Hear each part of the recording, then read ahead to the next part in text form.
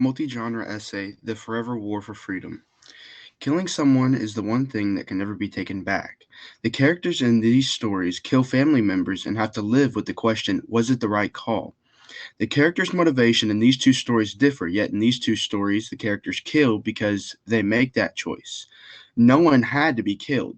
In the short stories A Jury Over Appears by Susan Glaspell and The Sniper Liam O'Flannery, both use literary elements such as symbolism, irony, and theme to unveil the profound internal struggles of characters amid the chaos of war and constraints of societal norms, ultimately illustrating the powerful impact of these elements on the narrative.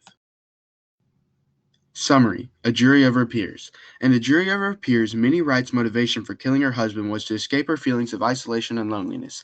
Minnie was once a young woman who was pleasant, lovable, and friendly. After she got married, she became unhappy, lonely, and unfriendly. Several changes in her behavior represented her problems of isolation and loneliness. Two significant changes were in her quilting and her bird's care. The quilt she was making was nicely sewn into the last squares. The last bit of the quilt was very poorly sewn, which meant she was disturbed. Then there was the bird cage that had been heavily abused, and to the women's surprise, there was a dead bird wrapped up in some cloth. Things like this can drive someone to extreme measures and is confirmed by the article Trapped in the Past. Boehme states, with the past being associated with painful memories and feelings, it acts as a strong, unbearable force on individuals who often seek to escape their traumatic experiences. In this story, Minnie kills to get away from that traumatic past. Summary: The Sniper. In The Sniper, there's the protagonist, who's the sniper hunting another sniper.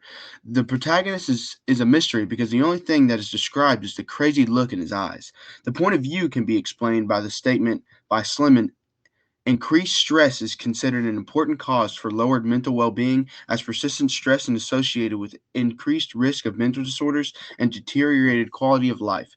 This shows that the life of the sniper was deteriorating, and not much was left because of the shootout.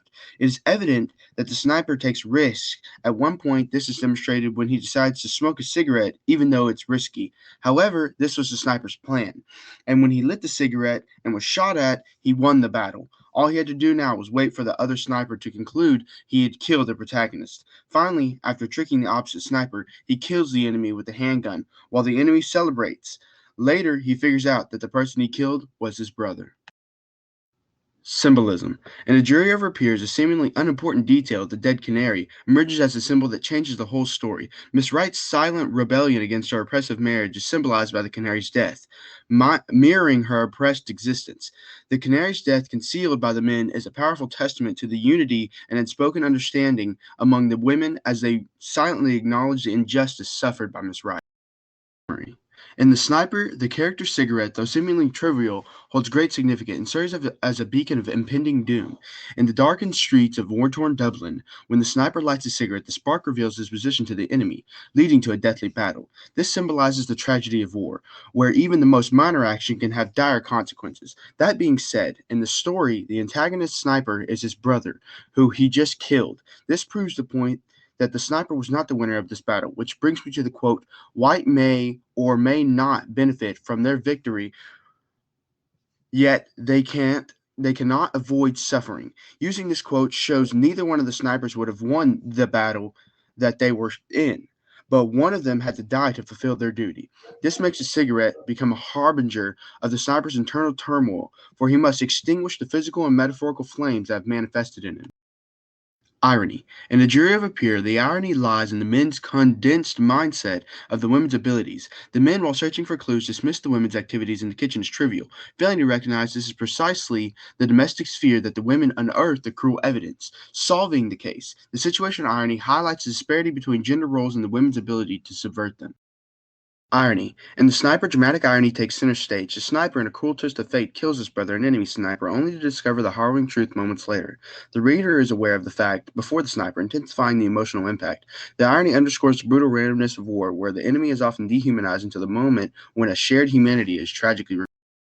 Theme. In A Jury Over Peer, the theme of isolation and loneliness is overbearing. Miss Wright's isolation, a product of her stifling marriage and societal norms, has driven her to commit a heinous act. The story highlights the societal constraints of women and consequences of their neglect, weaving a tale of domestic strife against the backdrop of gender roles and law.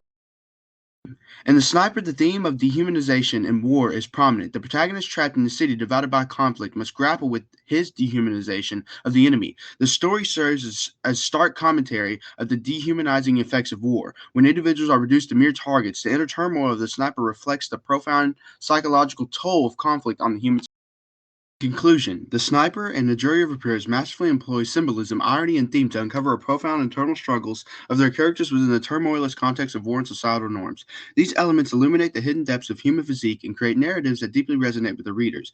Glasswell and O'Flaherty demonstrate that through skillful use of literary elements, storytelling becomes a powerful tool for exploring the complexities of human existence, bringing to light the resilience and vulnerability of individuals in the face of external chaos and constraints. These stories remind us that literary beauty lies in the capacity to capture the profound, to illuminate the hidden, and reflect our shared humanity, the most trying of circumstances. As we delve deeper into these narratives, we find that the canary's song and the cigarette's embers serves as beacons not only to guide us through the text, but also illuminating the vast spectrum of human experience, from the suppressed cries of women to the haunting choices of wartime sniper. Through the lens of these stories, we are prompted to reflect on the invisible battles we all face, and the myriad ways in which literary unveils the profound struggles that define our existence.